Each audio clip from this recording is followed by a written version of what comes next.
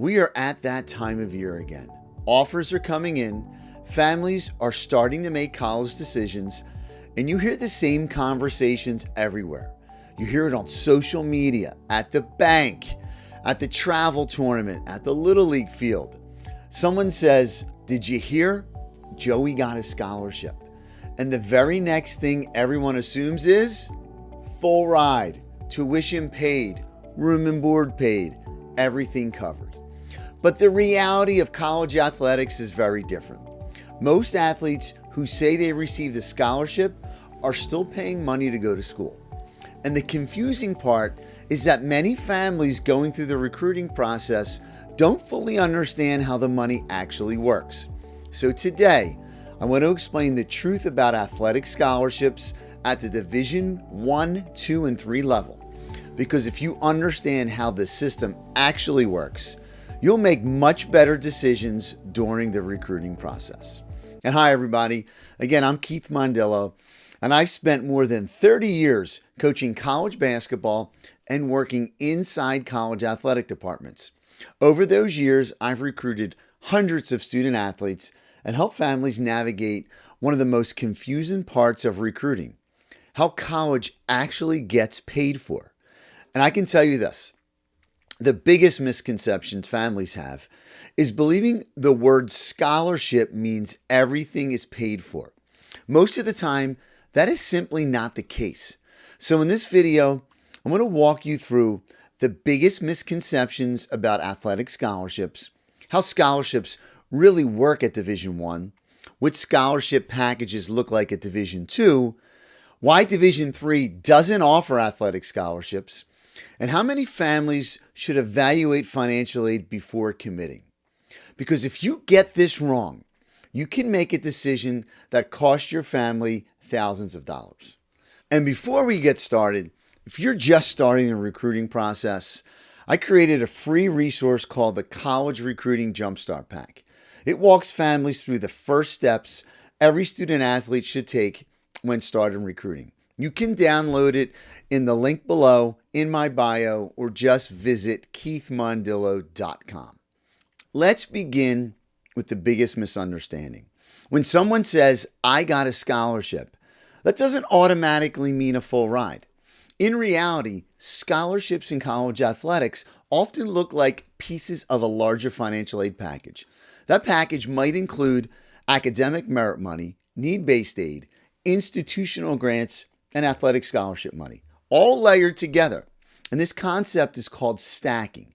And we'll talk about that in a minute. But first, let's talk about Division 1. Most families think Division 1 means full ride.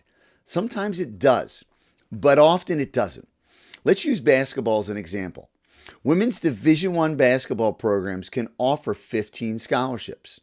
But with the recent changes connected to the House settlement, schools opt into the House settlement now have hard roster limits.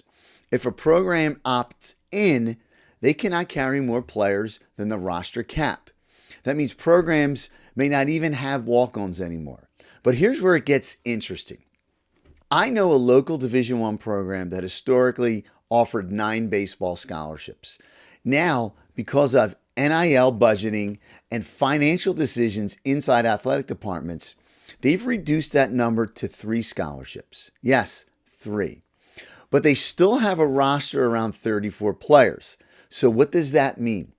It means those scholarships have to be spread across the roster. Most of those athletes are going to be walk-ons. Some are what coaches called preferred walk-ons.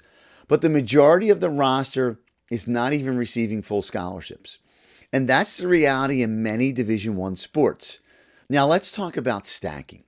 Stacking's when different types of financial aid are layered together to create a package. For example, a school might cost $60,000 a year. A student athlete might receive $25,000 academic merit scholarship, a $15,000 need-based financial aid, and a $5,000 athletic scholarship.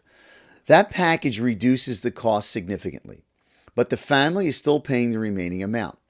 And when the athlete tells people they got a scholarship, it often sounds like everything is covered. And that's where the misunderstanding begins. You also see stacking across larger roster sports. Think about track and field. Many Division I programs carry 40 or 50 athletes. Do you think every one of those athletes is on a full scholarship?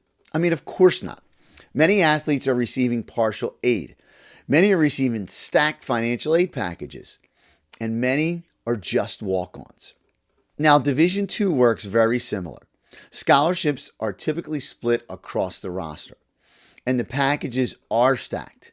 Let me give you an example from the Philadelphia area. Many Division II schools around here are small private institutions, often much smaller than nearby Division III schools. When they recruit against Division III programs, they often stack a small athletic scholarship on top of the academic aid. Let's say both schools offer a student $20,000 in merit award. The Division II program might add 5 to 7, maybe even 10,000 on top. Now suddenly the family sees this school's given us an athletic scholarship, but they are still paying a portion of the cost. And in many cases, Division II athletes are still paying. Maybe it's room and board, fees or books, or other random expenses. There are also public Division II schools in the state of Pennsylvania. Their tuition's much lower, but the athletic scholarship might only be a few $1,000s. So again, the family is paying a portion of the cost. The truth is that very few Division II athletes attend school completely free. Let's talk about Division III. Division III schools do not offer athletic scholarships. That is clearly written in the NCAA rulebook. Financial aid at Division III schools cannot be based on athletic participation or athletic performance. But that doesn't mean athletes receive zero financial aid. Division III schools offer academic merit scholarships, need-based financial aid, institutional grants, and leadership scholarships. So athletes can still receive very strong financial aid packages. But those packages cannot legally be tied to athletics. And sometimes confusion happens here. Sometimes families believe they received athletic money at a Division III school, but it is actually merit aid or institutional aid. I saw this happen personally. We were recruiting a high school basketball player. Another school was recruiting her as well. She received her acceptance letter. Inside the acceptance letter was her merit scholarship based on her academic performance, just like many students or all the students receive. The coach told the family, that's the basketball money. Later, when the financial aid package came through, they were told the additional aid was also related to athletics, but it's not. It was simply the financial aid process. We tried to explain that to the family, how the process actually worked, but that family believed the other explanation. And at that point, we simply moved on to another recruit. But stories like that happen more often than people realize, where coaches mislead families on purpose. So, how should families actually evaluate college costs during recruiting? Here's an important part. These are several important tools that you need to understand. If you don't know what they are, write them down. The net price calculator. Every college in the United States has the net price calculator on its website. When you're building your college list, you should run the net price calculator for every school. It'll give you a realistic idea of what your out-of-pocket cost might be. And then financial aid pre-reads. Many schools can review your financial aid information before admission and give you a prelim estimate. Division III schools use this all the time, but many Division I and Division II schools can do it as well. Now, financial aid meeting during your visit. When you visit campus, ask whether you can meet with a financial aid officer. Some schools allow recruits to sit down with financial aid and discuss possible aid packages. And now, appealing your financial aid package. When you receive your financial aid package, you should always ask about the appeal process. I don't care how much you like your package, always ask about an appeal, because sometimes additional aid can be rewarded based on leadership activities, academic achievements, or any special circumstances. The worst thing a school can tell you is, no, this is the best package we can give you. Now, at the end of the day, recruiting is not just about getting the biggest scholarship. The real goal is finding the right fit. And again, I always call it the 4-part fit test: your athletic fit, your academic fit, your social fit, and your financial aid fit. Because the financial part matters. You want to choose a school where the investment you're about to make in your education makes sense long term.